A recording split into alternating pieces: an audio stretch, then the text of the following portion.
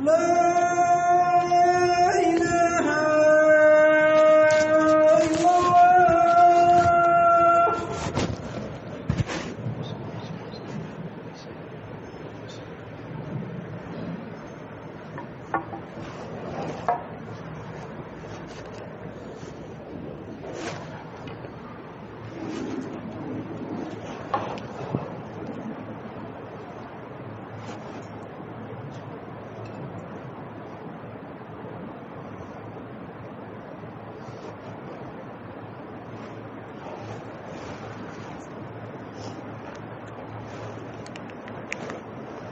إن الحمد لله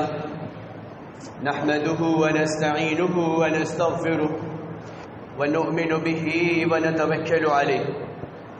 ونعوذ بالله من شرور أنفسنا ومن سيئات أعمالنا من يهده الله فلا مضل له ومن يضلل فلا هادي له وأشهد أن لا إله إلا الله وحده لا شريك له وأشهد أن محمدا عبده ورسوله أما بعد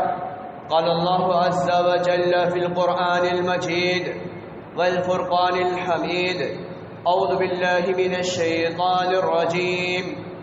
بسم الله الرحمن الرحيم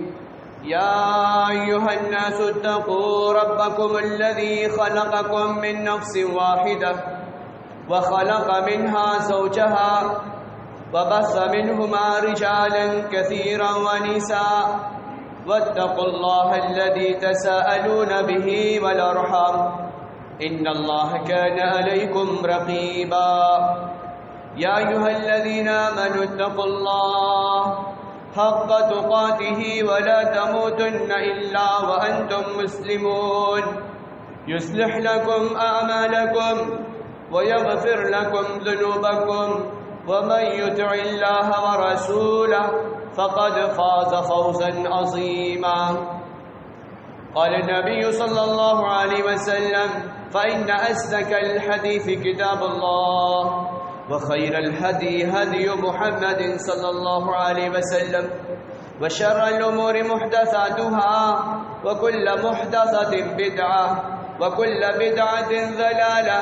وكل ضلالة في النار أو كما قال عليه الصلاة والسلام عن أبي هريرة رضي الله عنه قال النبي صلى الله عليه وسلم من كذب علي متعمدا فليتبوأ مقعده من النار. معزز سامعین کرام، حاضرین جمعہ، نوجوانان اسلام، دینی بھائیوں، بزرگوں، میری ماں اور بہنیں، تمام قسم کی تعریفات و توصیفات، حمد و ثنا و کبریائی و برتری اللہ رب العالمین کی ذات کو زیبا ہے، جو خالق کائنات ہے، مالک ارض و سما ہے، ذرہ سے لے کر پہاڑ تک، قطرہ و دریا سمندر تک، سب پر اللہ واحد کی حکمرانی چلتی ہے۔ چرند ہو، پرند ہو، درند ہو، یہ سب اللہ رب العالمین کے قبض قدرت میں ہے۔ اللہ جسے چاہتا ہے مارتا ہے، جسے چاہتا ہے جلاتا ہے، جسے چاہتا ہے مال و متاع سے نوازتا ہے، جسے چاہتا ہے فقیری کے اندر مبتلا کر دیتا ہے۔ ہر حال میں مومن کی یہ شان ہونی چاہیے کہ وہ اللہ کا شکر ادا کرے۔ اللہ رب العالمین کی تمحید و تقدیس کے بعد سب سے افضل ترین انسان،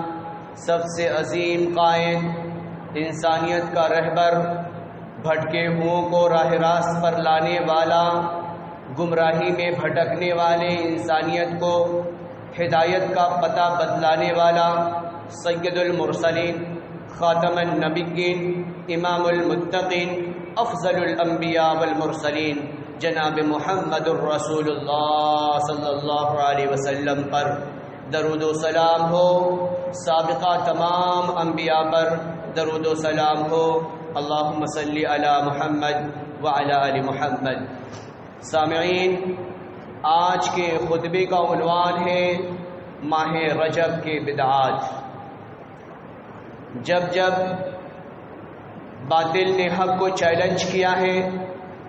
حق پرستوں کی ایک جماعت نے ہر دور میں اس چیلنج کو قبول کیا ہے اور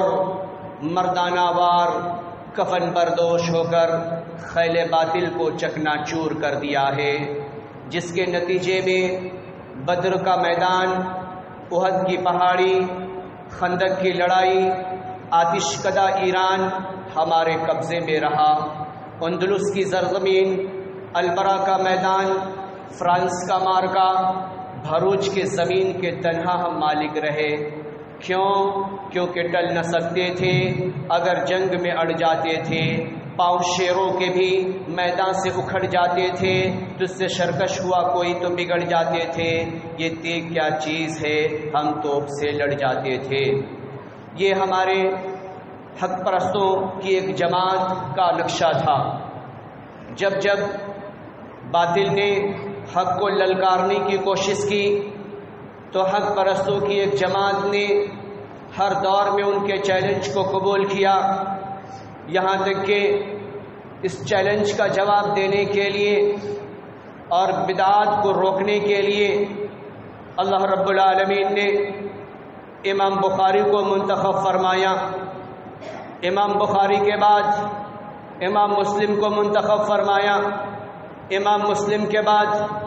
امام ترمذی کو منتخب فرمایا، امام ترمذی کے بعد امام ابن ماجہ کو منتخب فرمایا، اس کے بعد امام نسائی آئے، اس کے بعد امام احمد ابن حنبل آئے، اس کے بعد امام مالک آئے، امام احمد آئے۔ سب کی یہی پکار، سب نے اپنے قلم کو اٹھایا اور قلم کو اٹھانے کے بعد جو اس معاشرے میں، اس زمانے میں جو بدعات و خرافات، شرکیہ رسومات جو پنپ رہا تھا، انہوں نے نبی اکرم صلی اللہ علیہ وسلم کے فرمودات کی روشنی میں اس کا بائیکاٹ کرنے کے لیے، چاہے وہ اسٹیج پر ہو، چاہے بیانات کے ذریعے سے ہو، چاہے کتابت کے ذریعے سے ہو، چاہے انسانیت سے مل کر رب کا پیغام پہنچانے کی باری ہو، ہر اعتبار سے انہوں نے ان تمام نفوس قدسیہ نے دنیا سے بدعات کو مٹانے کی پوری کوشش کی۔ ہر زمانے میں ایسے باطل افکار پنپتے رہے۔ جب امام بخاری کا دور آیا تو ایسے وقت میں بہت سارے ایسے جھوٹے بھی پیدا ہو گئے، یہاں تک کہ امام بخاری کے بارے میں آتا ہے کہ آپ نے حدیث کے طلب کے لیے، حدیث کے حصول کے لیے کوفہ، بصرہ اور دیگر علاقوں کا آپ نے سفر کیا۔ سفر کرنے کے بعد رات میں چلتے رہے، دن میں چلتے رہے، بھوک پیاس جب ستاتی تو پتے کھا کر بھی اپنی زندگی کو باقی رکھا، لیکن اس امت کو گمراہ ہونے سے اور ہمیں گمراہ کرنے والوں سے بچانے کا پورا انتظام و انصرام کیا، اور آپ نے صحیح احادیث کا ذخیرہ لاکھوں حدیثوں میں سے فلٹر کر کے آپ نے ایک حدیث کا ذخیرہ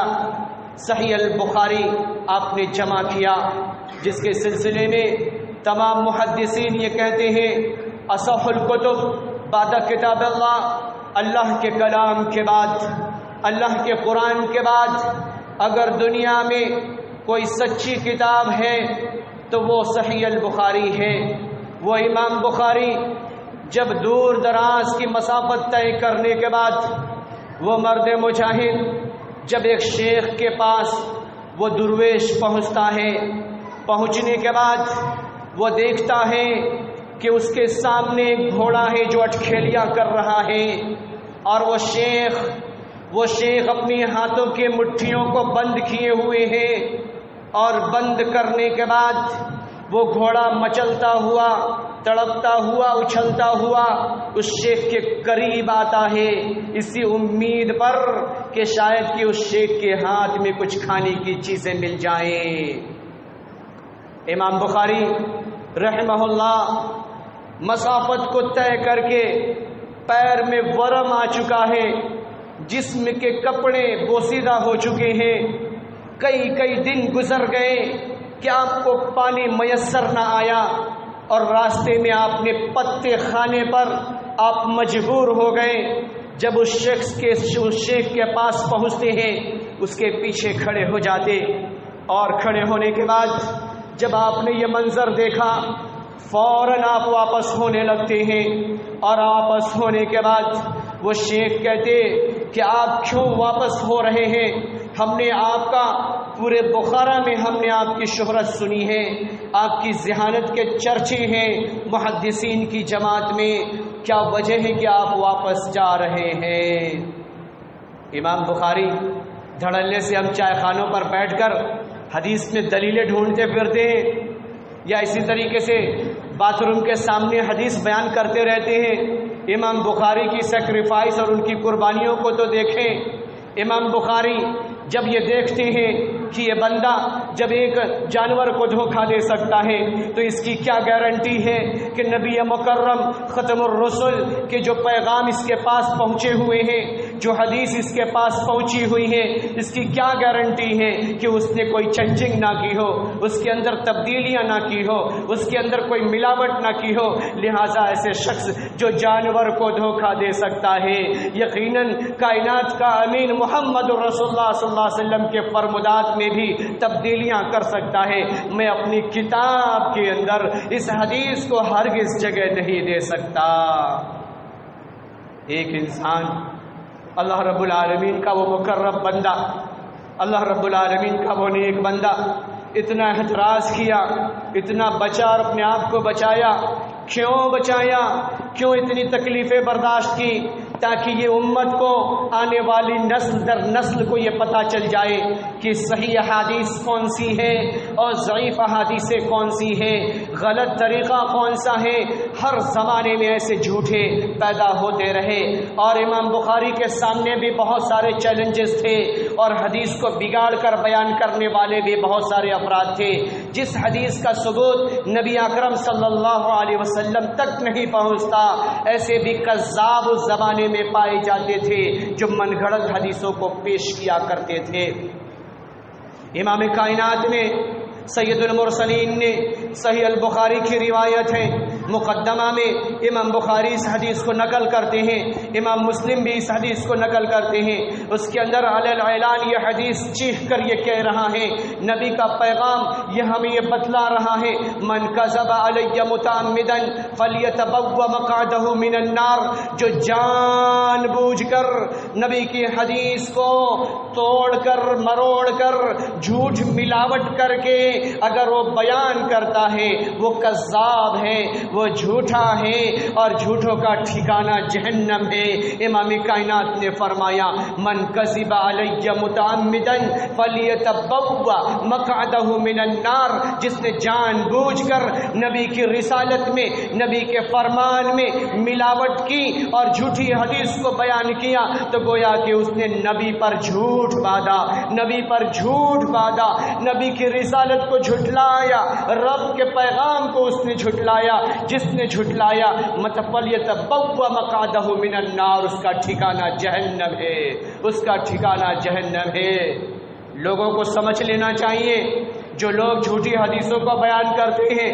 اور غلط افکار کو پروان چڑھاتے ہوئے نظر آ رہے ہیں، اور اسی طریقے سے ماہ رجب کی آمد پر بہت سارے خرافات دنیا میں اتپن ہو جاتی ہے۔ کوئی الگ الگ کنڈے بنا رہا ہے، کوئی روزے رکھ رہا ہے، کوئی الگ طریقے سے نماز پڑھ رہا ہے، جس کا ثبوت صحیح حدیث میں نہیں ملتا، جس کا ثبوت حدیث کی بڑی بڑی کتابوں میں نہیں ملتا، وہ حدیث کو بڑھاوا دیا جا رہا ہے۔ اور دوسرے مذاہب کے یعنی شیعیت کی ایسی جماعت جماعت بھی آج سوشل نیٹ ورک پر ایسے اپنے افکار کو پھیلانے میں لگی ہوئی ہے، ہمارا نوجوان اس کا گرویدہ ہو جاتا، اس کی میٹھی چپڑی باتوں میں فوراً فریب میں آ جایا کرتا اور ان باتوں کو وہ بار بار دیکھتا ہے، کبھی روزہ رکھتا، کبھی نماز پڑھنے کی کوشش کرتا، کبھی محلے میں گھوم گھوم کر کنڈے بنانے کے لیے چندے وصول کیا کرتا۔ کیونکہ اسے یہ معلوم ہو رہا ہے کہ یہ اچھا عمل ہے، یہ اچھا عمل ہے، یہ پیغمبرانہ عمل ہے،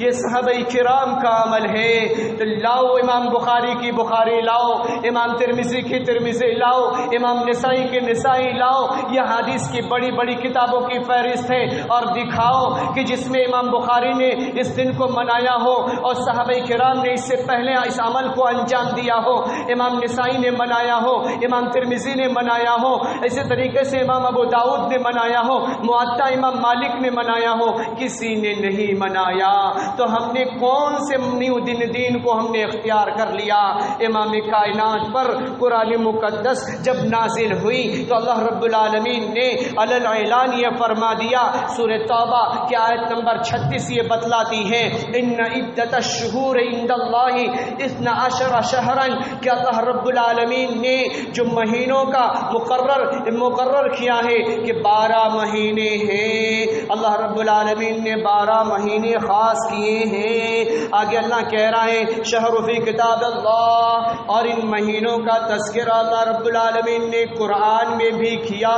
ہے، اور اللہ کے رسول صلی اللہ علیہ وسلم نے اس مہینے کی فضیلت کو بھی امام کائنات نے بیان کیا ہے۔ اور یہ دن یعنی 12 مہینے جو ہوا کرتے ہیں، جو ہمارے روزمرہ زندگی میں جس کا گزران ہوا کرتا ہے، وہ اللہ رب العالمین قرآن میں بتلا رہا ہے۔ آگے اللہ کا قرآن کہہ رہا ہے یوم خلق السماوات والارض، آسمان کی تخلیق سے پہلے، زمین کی خلقت سے پہلے اللہ رب العالمین نے ان مہینوں کو مقرر فرمایا۔ آگے اللہ نے کہا اربعۃ حرم، اس میں 4 مہینے ایسے ہیں جو حرمت والے ہیں، جو پاکیزہ ہیں، جس میں عمل انجام دیا جائے تو اللہ رب العالمین ڈھیر ساری نیکیاں عطا کرتا ہے۔ ان حرمت والے مہینوں میں یہ رجب کا مہینہ بھی ہے، رجب کا مہینہ بھی ہے، لیکن حرمت سے مراد یہ ہرگز نہیں کہ کنڈے بنائے جائیں، پکوان بنائے جائیں، قوالیوں کی محفلیں منعقد کی جائیں، فرضی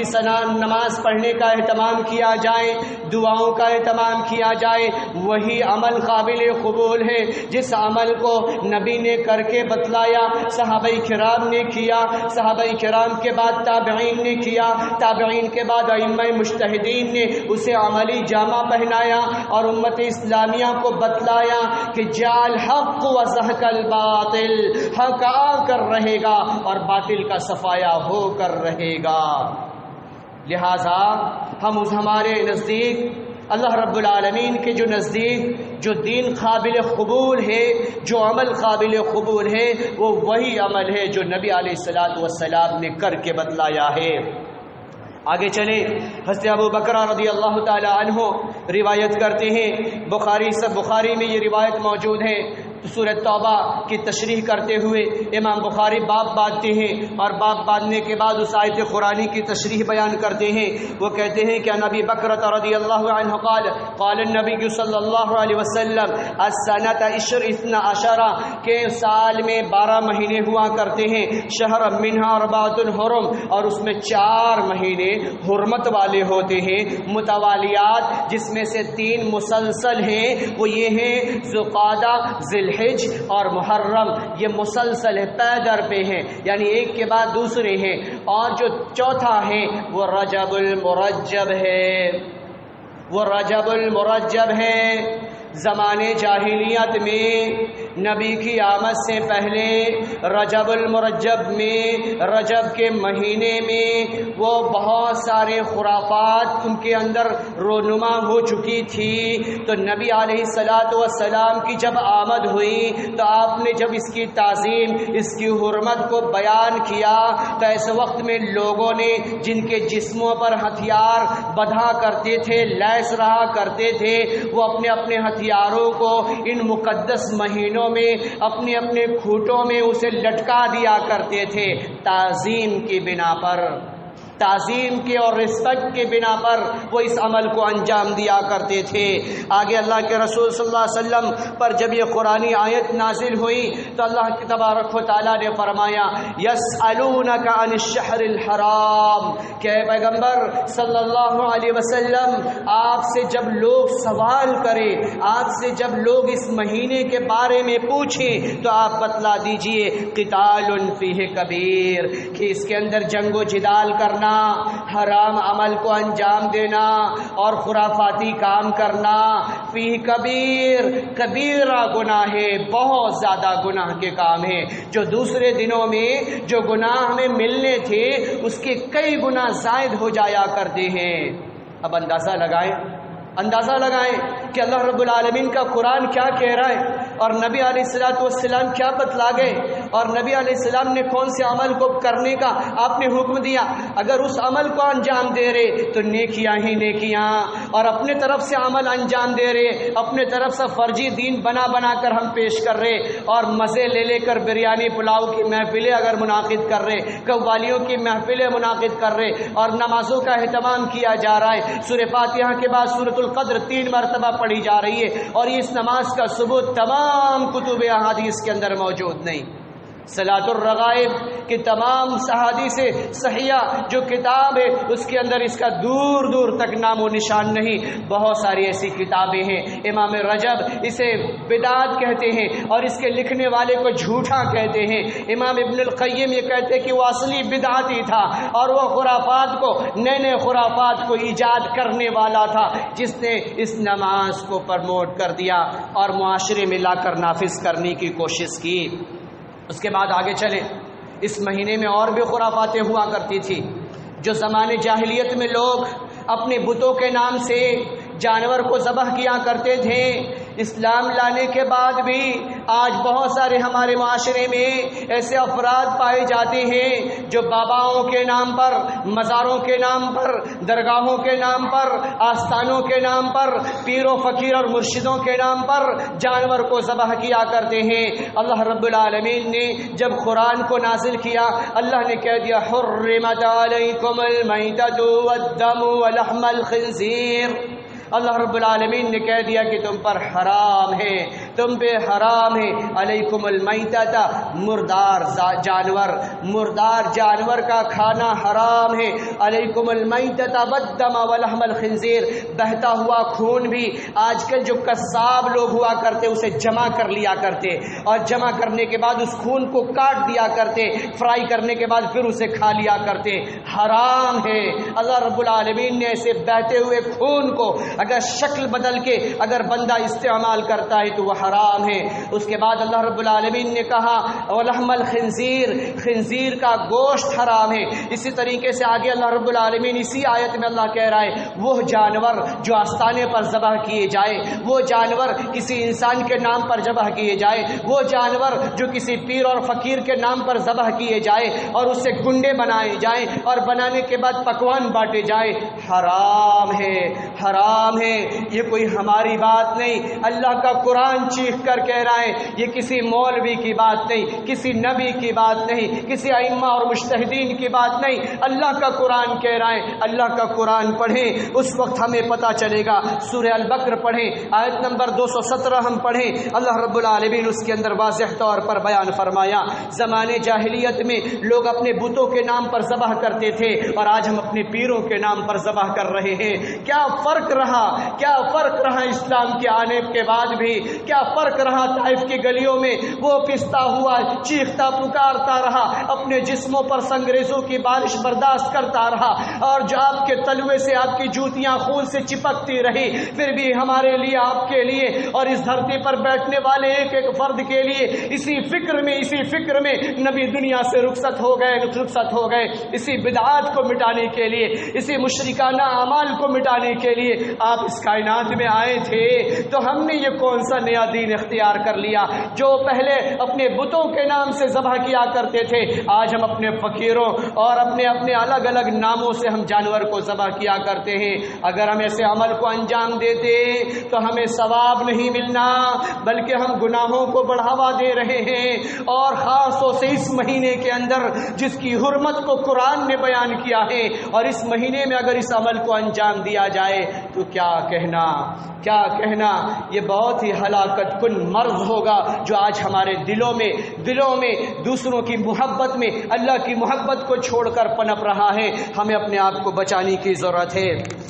آگے اللہ کے رسول صلی اللہ علیہ وسلم کا فرمان سنے. نبی اکرم صلی اللہ علیہ وسلم کے سلسلے میں اما عائشہ رضی اللہ تعالی عنہا روایت کرتی ہیں جو کہ صحیح البخاری کے اندر روایت موجود ہے. امام مسلم نے بھی اس روایت کو نقل کیا ہے. ان عائشہ رضی اللہ عنہا قال النبی صلی اللہ علیہ وسلم من احدث فی امرنا هذا ما ليس منه فهو رد. اما عائشہ رضی اللہ تعالی عنہا بیان کرتی ہیں کہ نبی محترم صلی اللہ علیہ وسلم نے جس کام کے کرنے سے منع فرمایا لیکن پھر بھی ہم نے جانتے بوجھتے بھی اس عمل کو اگر ہم نے انجام دیا جس کا ثبوت نبی محترم صلی اللہ علیہ وسلم کے بعد صحابہ کرام کی زندگیوں میں دور دور تک جس کا نام و نشان موجود نہ ہو فہو رد. وہ عمل مردود ہے. وہ عمل قابل قبول نہیں. تو ہمیں سوچنا چاہیے, ہمیں جانچنا اور پرکھنا چاہیے کہ اللہ رب العالمین نے ہمیں کیا کرنے کا حکم دیا ہے. اسی طریقے سے لوگوں نے اس دن کے فضیلت کو بیان کرتے ہوئے ایک جھوٹی بات کو لوگوں نے گڑھ دیا ہے, جھوٹی حدیث بنا کر پیش کر دیا ہے. وہ حدیث کچھ یوں کہتے ہیں کہ رجب و شہر اللہ, کہ رجب کا مہینہ یہ اللہ کا مہینہ ہے. شعبان و شہری, اور شعبان کا مہینہ نبی مکرم صلی اللہ علیہ وسلم کا مہینہ ہے. وہ رمضان و شہر امتی, اور رمضان کا مہینہ یہ میری امت کا مہینہ ہے. سراسر یہ فرضی باتیں ہیں, سراسر یہ گڑھت باتیں ہیں جس کو لوگوں نے گڑھ لیا ہے اور گڑھ کر بہت سارے واعظین آج ہمیں سناتے ہیں اور ہم کتاب پڑھتے نہیں اور پڑھنے اور جانچنے کا جذبہ ہوتے ہوئے بھی ہم کوشش نہیں کرتے. لہذا یہ اچھے عمل انجام دینے کے بجائے ہم ایسے عمل کو انجام دیتے ہیں جو عمل اللہ رب العالمین کے نزدیک قابل قبول نہیں. تو ہمیں بچنا چاہیے, ایسے عمل سے ہمیں بچنا چاہیے. اللہ رب العالمین نے جنت یوں ہی بنا نہیں دیا کہ یوں ہی ہم جنت میں چلے جائیں چند سجدے کرنے کے بعد, چند ٹھوکر مارنے کے بعد یا چند پیسے دان دکھشڑا کرنے کے بعد اللہ کی جنت مل جائے. ایسا ہی نہیں, بلکہ اللہ رب العالمین نے نبی کو پٹتا دیکھا, نبی کے جسم کو لہو لہان ہوتا دیکھا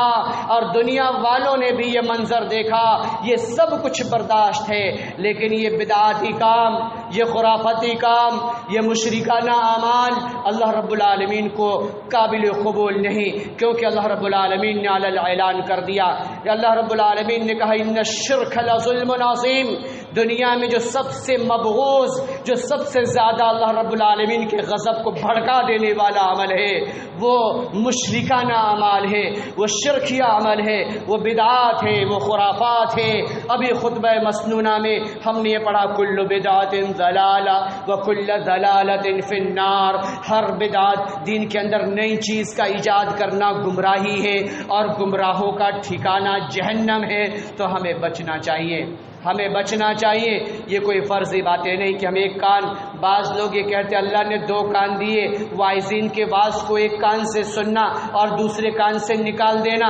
ہرگز نہیں. اللہ رب العالمین کی جنت میں اگر ہم جانا چاہتے ہیں تو ان چھوٹے چھوٹے خرافات جو ہماری نظروں میں کوئی ویلو نہیں رکھتے لیکن ہمارے اعمال کو تباہ و برباد کر دیا کرتے ہیں. اور یہی نہیں, ہم اس سے محبت کرنے لگتے ہیں اللہ کو چھوڑ کر, نبی کو چھوڑ کر, اللہ کی قرآن کو چھوڑ کر. گویا کہ پیری اور فقیری کی محبت ہمارے دل کے اندر پنپ رہی ہے اور بڑھ رہا ہے, اور بڑھنے کی وجہ سے ہم یہ بدعات کے ہم شکار ہو رہے ہیں. تو اللہ تبارک و تعالیٰ نے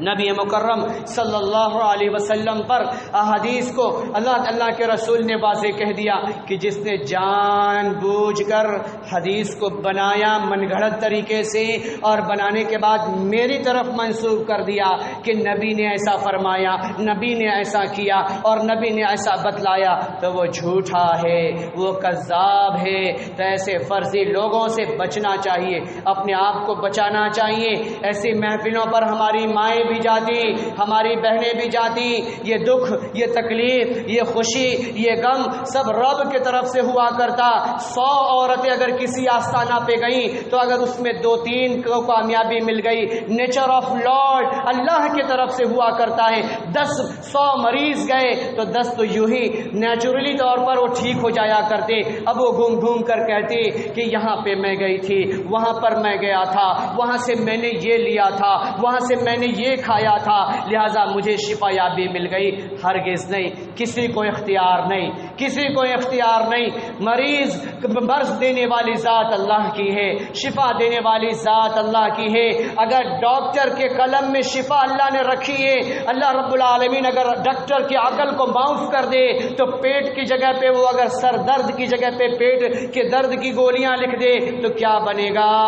اللہ رب العالمین نے اس کے دماغی سنتولن کو صحیح رکھا ہے۔ یہ اللہ رب العالمین کی کارستانیاں ہیں۔ لہذا ہم پہچانیں اور پہچانے کے بعد اپنے قیمتی پیسوں کو حفاظت کریں، اس کی حفاظت کریں، اور ایسی جگہوں پر ایسی فرضی خوشیاں منانے پر ایسے کھوکھلے نام و نمود پر ہم اپنے پیسے کو صرف کرنے سے بچیں جو اللہ رب العالمین نے صحیح طریقہ بتایا ہے، نبی نے عمل کر کے بتلایا ہے کہ شعبان کے مہینے میں نبی اکرم صلی اللہ علیہ وسلم روزہ رکھا کرتے تھے۔ رجب میں نبی علیہ اگر کوئی بندے کا ہم ہر مہینے میں اگر روزہ رکھنے کا معمول ہے تو رجب میں روزہ رکھیں، کوئی منع نہیں، لیکن خاص طور سے کہ رجب کے مہینے میں میں روزہ رکھوں گا، ڈھیر ساری نیکیاں ملیں گی۔ رجب کے مہینے میں میں عمرہ کو جاؤں گا، ڈھیر ساری نیکیاں ملیں گی۔ تو اس کا ثبوت احادیث نبویہ میں مرکوز نہیں، تو ہمیں بچنا چاہیے۔ ہاں احترام شرط ہے، اچھے عمل انجام دیے جائیں،